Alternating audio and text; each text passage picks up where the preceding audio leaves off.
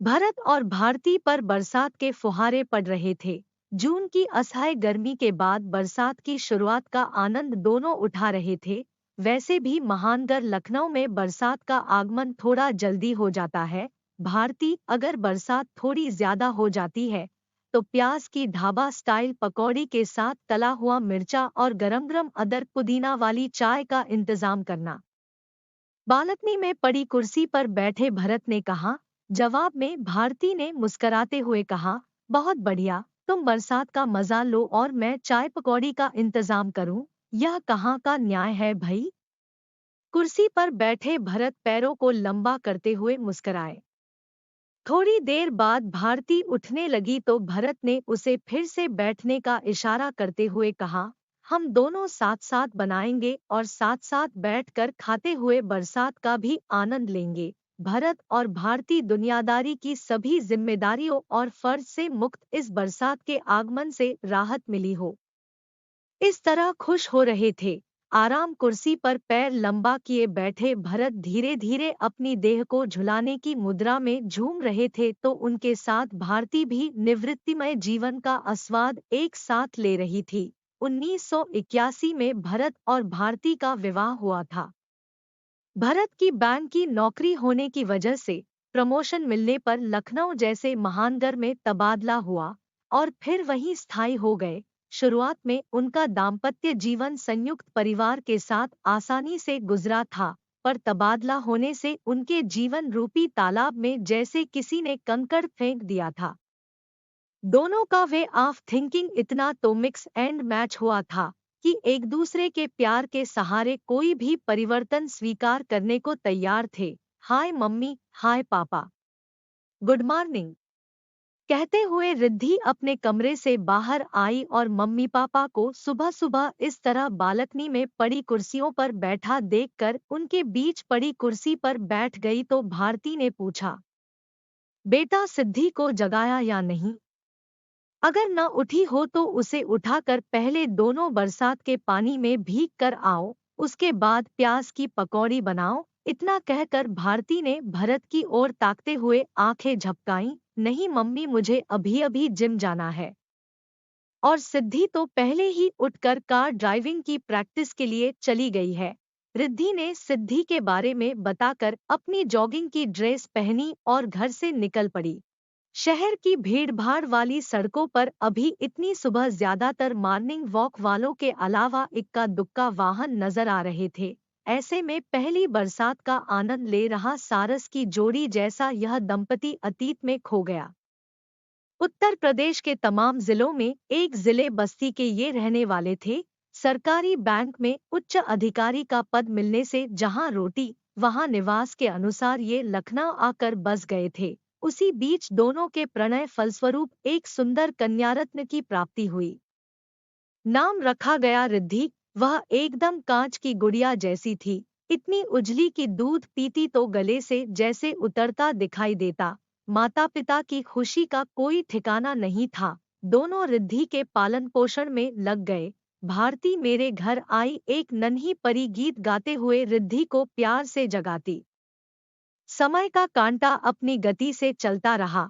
1.25 साल बाद एक बार फिर भारती अच्छे दिनों में आई। सुशिक्षित दंपति ने इस समाचार को भी चारों हाथों से लिया। थोड़ा तबीयत खराब होने पर सोनोग्राफी कराई गई। खुशी का यह समाचार सुनकर गांव से सास-ससुर भी लखनऊ आ गए। सोनोग्राफी रिपोर्ट में लिखा था, योर बेबी इज नॉर्मल। अंग्रेजी में ही औरसी को बेबी ही कहा जाता है। बेबी को बेटी समझकर सास-ससुर ने नाक सिकोड़ी और गर्भपात कराने की सलाह दी, पर भ्रूण हत्या दोनों के लिए अकल्पनीय था।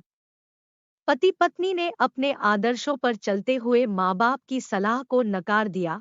अपने बनाए सिद्धांतों को केवल एक रिपोर्ट के आधार पर कैसे बदल सकते थे? दूसरा बच्चा जो भी हो, सहर्ष स्वीकार करते हुए परिजनों का विक्षेप, सलाह और विरोध ठुकराकर अपने दृढ़ इरादे पर कायम रहे।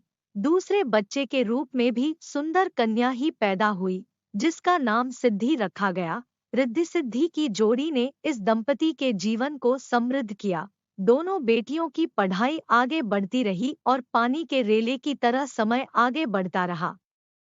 दोनों बहनें स्कूल और कॉलेज की पढ़ाई के साथ हर तरह की इतर प्रवृत्तियों में पहले या दूसरे नंबर पर अव्वल रहती। ऐसा कुछ भी नहीं था जिसमें रिद्धि सिद्धि को रुचि न होती। रिद्धि ने संगीत में गायकी के साथ विशारद किया तो सिद्धि ने भरतनाट्यम में विशारद करके आरण्येत्रम किया। मम्मी पापा से अति लाड़ पाने वाली लड़कियां अब घर में रहने वाली बेटियां बनकर अपना घर बसाने के सपने देख रही थी। भरत और भारती भी अब तक 60 पार कर चुके थे। महानगर की आबोवा के साथ पाश्चात्य संस्कृति का असर उनके पालन पोषण में न पड़ा हो, ऐसा नहीं था, पर माँ बाप से मिले संस्कारों को वे भुला नहीं सकी थी। समय और बालू कब हाथ से खिसक जाए पता नहीं चलता। सुंदर सुशील रिद्धि सिद्धि के लिए भी रिश्ते आने लगे।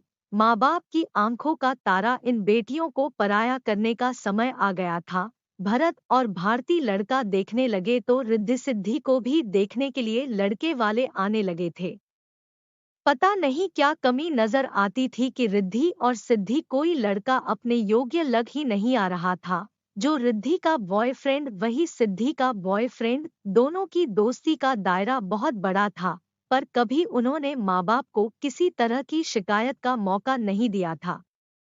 दोनों बहनें हमउम्र सहेलियों की तरह व्यवहार करती थी, इसलिए एक दूसरे की पसंद और मन की बात अच्छी तरह समझ सकती थी। आने वाले लड़कों में कभी कोई दोनों बहनों को एक साथ पसंद कर लेता तो कभी दोनों बहनें ही मना कर देती।